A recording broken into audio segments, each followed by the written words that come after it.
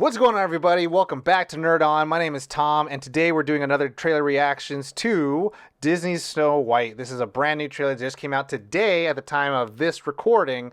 If you don't know me, I am a filmmaker in Los Angeles, an indie filmmaker, whatever. I've done TV, music videos, commercials, feature films. I've worked for the last 10 years in Los Angeles, honing my craft. I have award-winning films.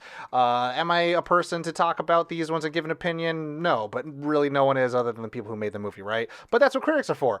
What I'm going to do today, I was going to react to this trailer.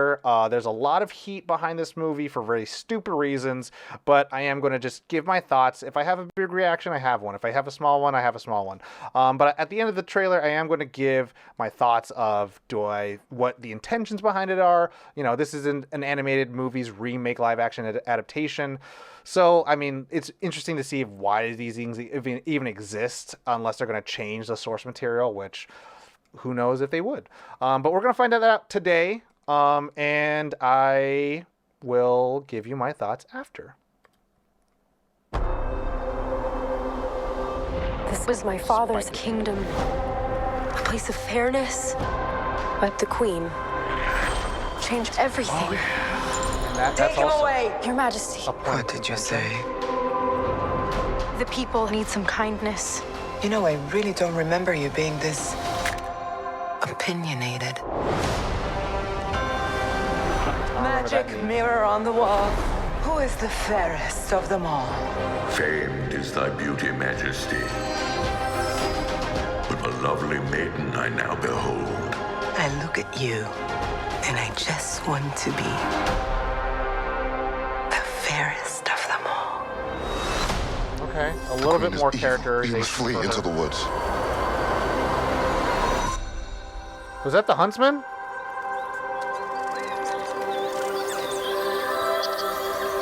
My parents always said this forest was a magical place.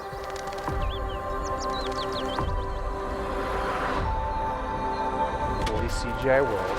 Tennis balls Hello? everywhere. Is there anybody here? I mean, what am I going to do? She's just going to react to real animals?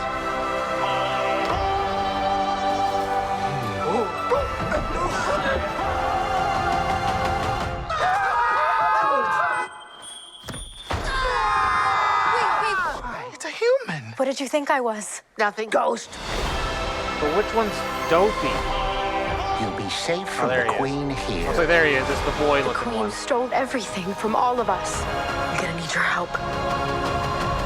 It's time to restore our kingdom. Waiting on a wish, holding out for someday, hoping somehow, some way, there comes a miracle. Find Snow White. I close my eyes and see the girl I meant to This is our kingdom, and now we're here to take it back.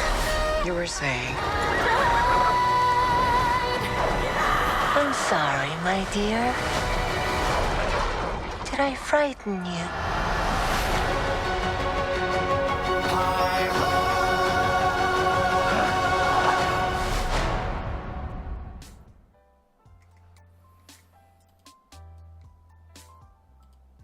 Okay, so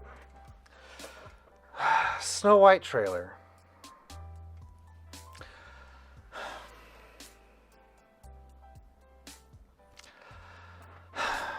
When I think of Snow White, I think of I'm a dainty little nice girl and I got attacked and someone wants to kill me because some mirror said I'm going to be pretty. And then a huntsman's like, I'm not going to kill you. And then she's like, I'm going to live with these dwarves. And they have a happy way of living. And they have communed with nature. And then I get tricked by some old lady in candy. And then I fall into a coma. And I get kissed by a random dude. There's a little bit of this idea of like you escaped these horrors and found a new way of living. But you couldn't escape the horrors because you just ran away from them. And you have to... someone has to face them for you, I guess, in the Disney one, right? We're going off the adaptation of the Disney animated movie.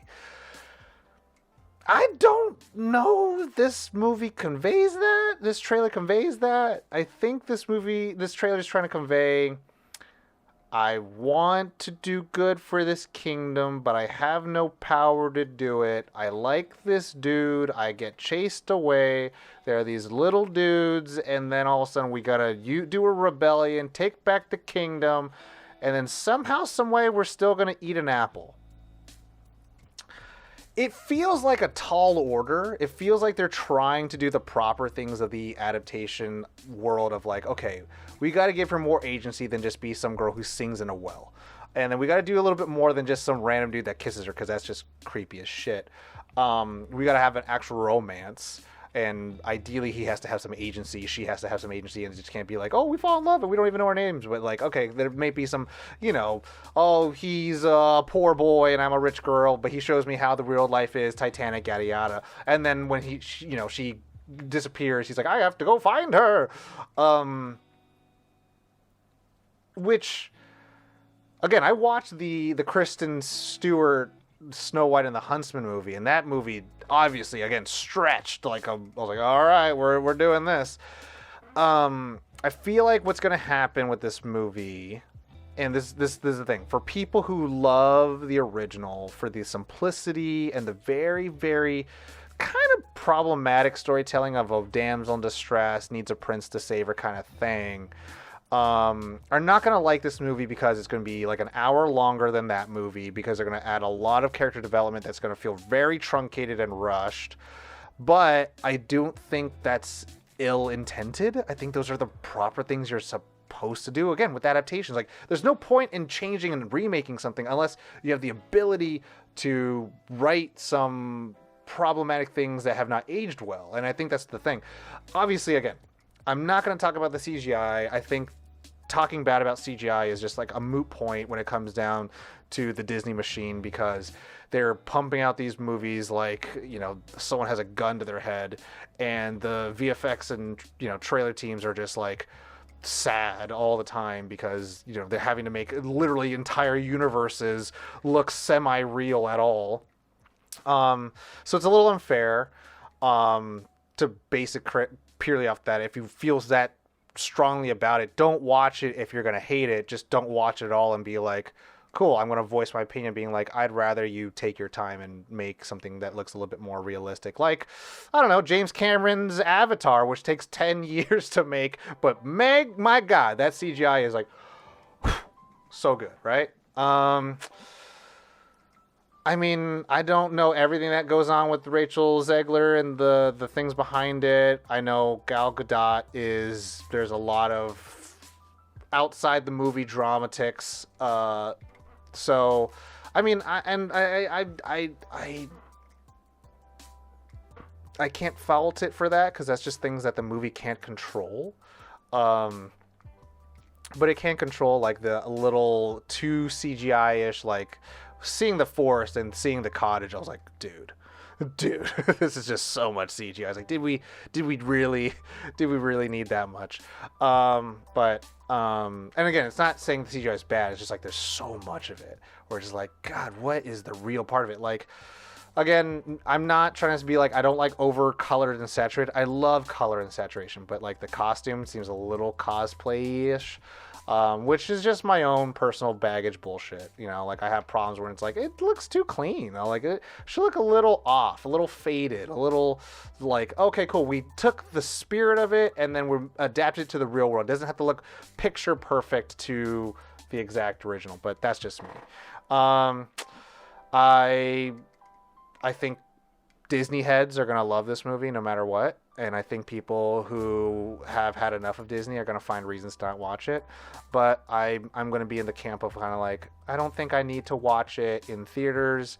But I'm curious to hear what people think about it, because I have been a big Disney fan for a large portion of my life. It's just that at this point in my life, I feel like I don't need to watch things opening weekend. Like I don't think they need my money on the opening weekend. I think I can put it towards a small Fox Searchlight movie, a Focus Features film, an A24 film instead.